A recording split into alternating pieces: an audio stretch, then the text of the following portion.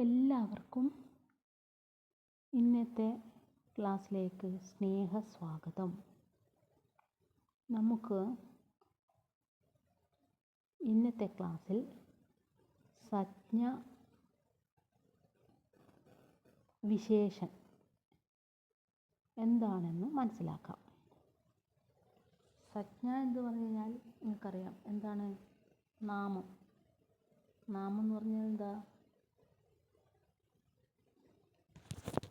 ഒരു വ്യക്തിയുടെയോ സ്ഥലത്തിൻ്റെയോ വസ്തുവിൻ്റെയോ പേരിനെ സൂചിപ്പിക്കുന്ന പദം. എന്താണ്? ഒരു വ്യക്തി, സ്ഥലം, വസ്തു ഇവയുടെ പേരിനെ സൂചിപ്പിക്കുന്ന പദത്തെ സംജ്ഞ എന്ന് പറയുന്നു. അപ്പം വിശേഷണം എന്ന് പറഞ്ഞാൽ എന്താ? നാമത്തിൻ്റെയോ സർവനാമത്തിൻ്റെയോ വിശേഷണത്തിൻ്റെയോ ഏതെങ്കിലും വിശേഷണം അല്ലെങ്കിൽ ഗുണം ഇത് പ്രകടിപ്പിക്കുന്ന ശബ്ദമാണ് എന്ത്? വിശേഷണം. ഒന്നുകൂടെ പറയാം.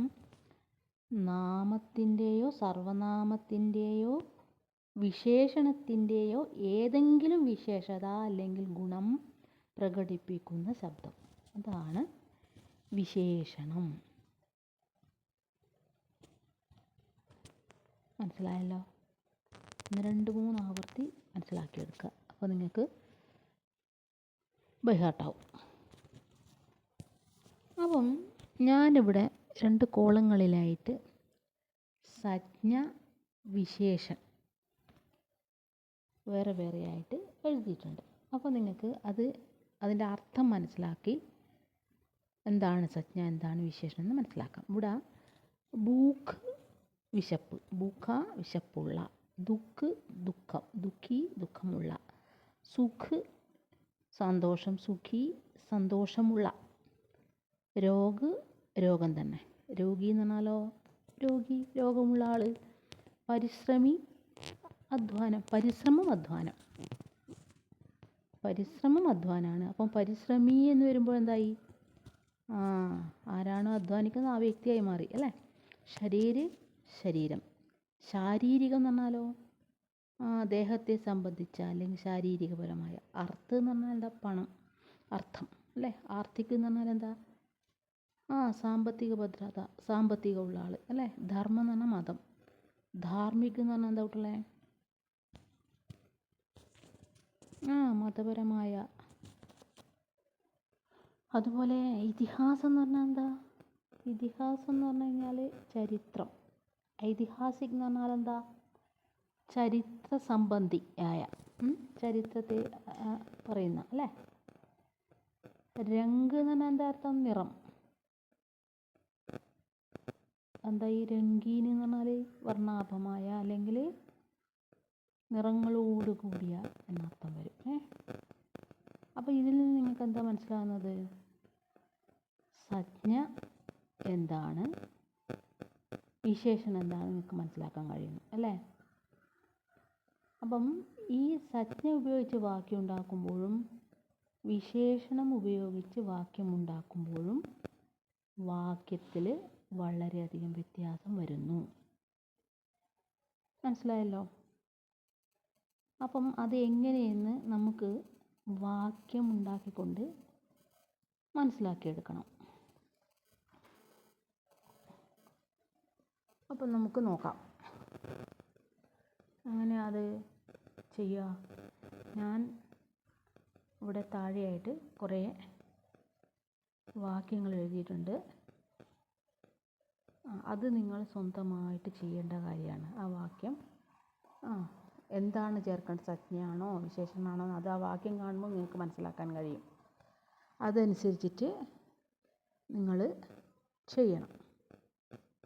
അപ്പം ഞാൻ നിങ്ങൾക്ക് മനസ്സിലാക്കാൻ വേണ്ടി 2-3 ഉദാഹരണങ്ങൾ ചെയ്തു തരാം. അപ്പോൾ നിങ്ങൾക്ക് എന്താണെന്ന് കാര്യം പിടികിട്ടും. അപ്പം നമുക്കത് നോക്കാം. അപ്പോൾ നോക്കിയാലോ? നോക്കാം അല്ലേ?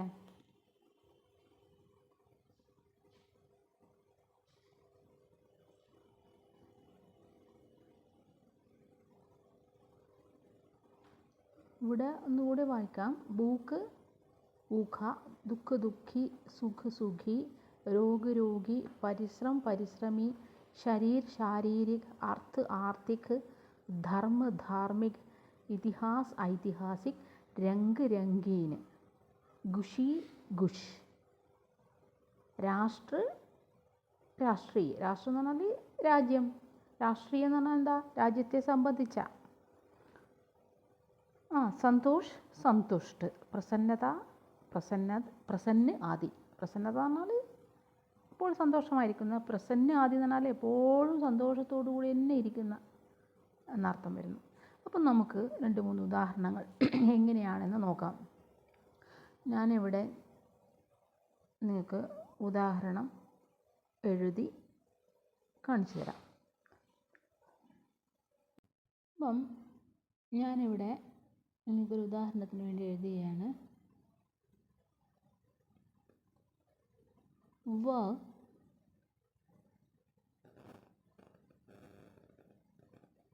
ഗലത്ത് ബാത്ത് ഹെ. ഗലത്ത് എന്ന് പറഞ്ഞാൽ അറിയാലോ, എന്താ ഗലത്ത് എന്ന് പറഞ്ഞാൽ തെറ്റ്. വ ഗലത്ത് ബാത്ത് ഹെ.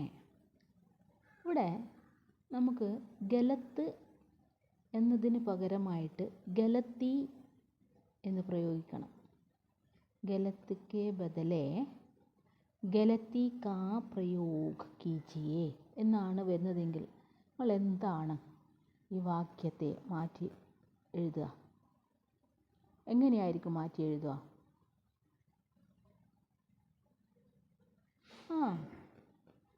ശരി, എങ്ങനെയാണ് കുട്ടികളെ എഴുതുക? വ ഗലത്ത് ബാത്ത് ഹെ. അവിടെ എന്താ വ്യത്യാസം വരിക വാക്യത്തിൽ?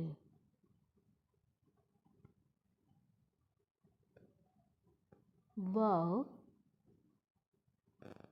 ഗലത്തി കി ബാത്ത് ഹെ അല്ലേ? എന്താ വരിക? ഗലത്തി എന്നുള്ളത് ഗലത്തി എന്നായി വരുമ്പോൾ വ ഗലത്തി കി ബാത്ത് ഹെ ഉണ്ടല്ലോ. മനസ്സിലായോ? ഗലത്ത് എന്ന് പറഞ്ഞാൽ തെറ്റ്, ഗലത്തി എന്ന് പറഞ്ഞുമ്പോൾ എന്താ വരിക? ഗലത്തി എന്നാകുമ്പോൾ അതിനർത്ഥ വ്യത്യാസം വന്നു. അപ്പം വാക്യവും മാറി. വ ഗലത്തി കി ബാത്ത് ഹെ.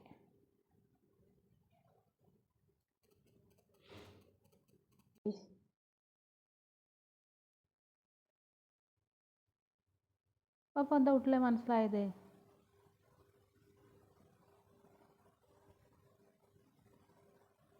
വ ഗലത്ത് ബാത്ത് ഹെ എന്നുള്ളത് വ ഗലത്തി കി ബാത്ത് ഹെ എന്നായി മാറി.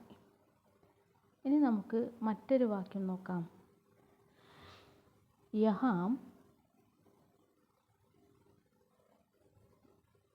പാനി കം ഹെ.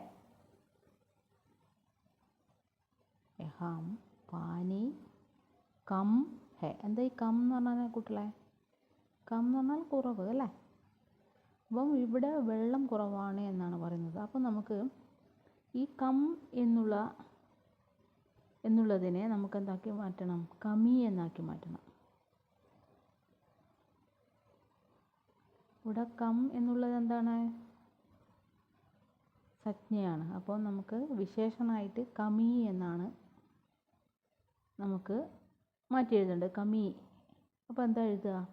യഹാം പാനി കി കമി ഹെ അല്ലേ? ഇവിടെ വെള്ളത്തിൻ്റെ കുറവുണ്ട് എന്നായി അല്ലേ? ഇവിടെ വെള്ളം കുറവാണ് എന്നാണെങ്കിൽ ഇവിടെ ചില പ്രദേശങ്ങളൊക്കെ കാണിച്ചിട്ട് പറയും ഇവിടെ വെള്ളത്തിൻ്റെ കുറവുണ്ട് എന്ന് പറയും അല്ലേ? അപ്പോൾ എന്താ പറയുക? എങ്ങനെ പറയുക? യഹാം പാനി കി കമി ഹെ. മനസ്സിലായോ എന്താ വാക്യത്തിൽ മാറ്റം വരുന്നത് എങ്ങനെയാണെന്ന്? ഇനി നമുക്ക് ഒരു ഉദാഹരണം കൂടി നമുക്ക് നോക്കാം. അപ്പോൾ നമുക്ക് മറ്റൊരു വാക്യം കൂടി നോക്കാം. Ramesh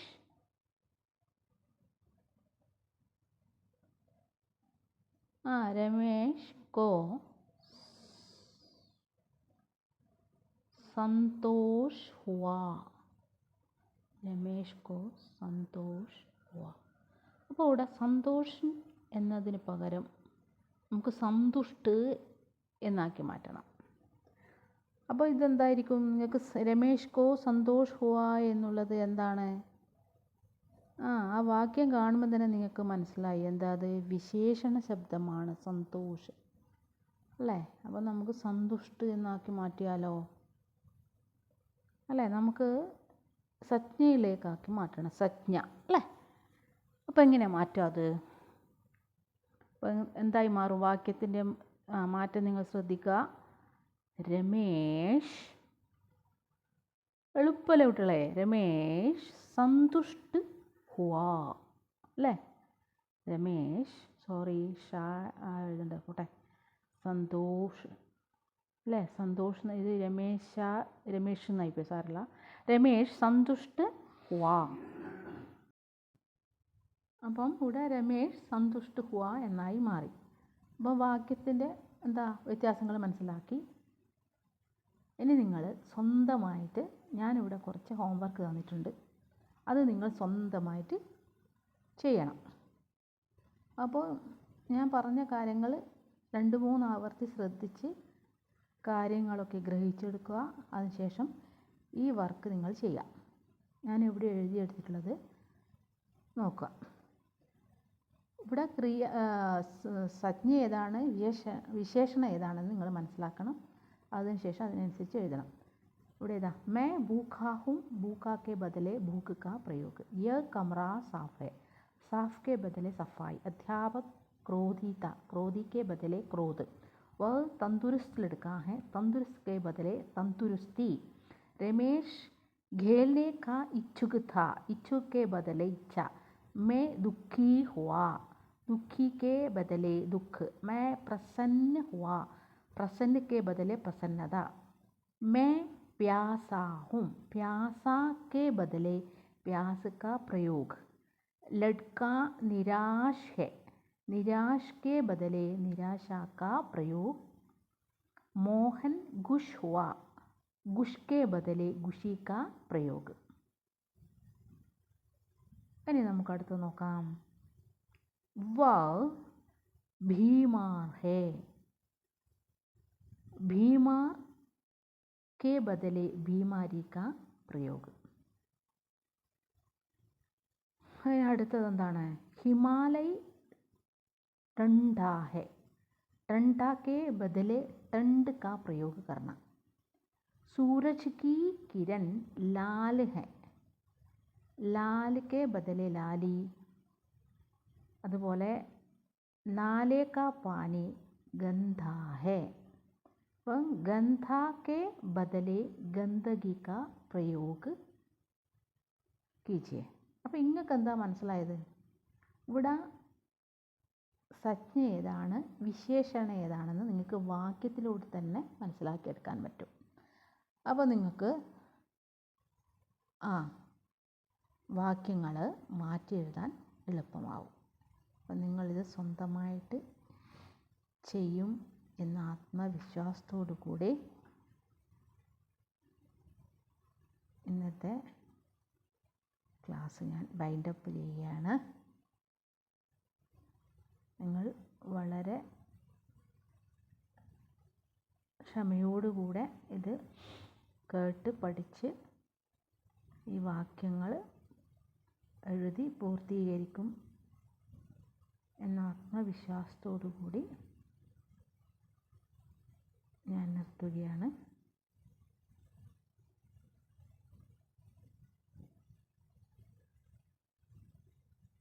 Please for watching.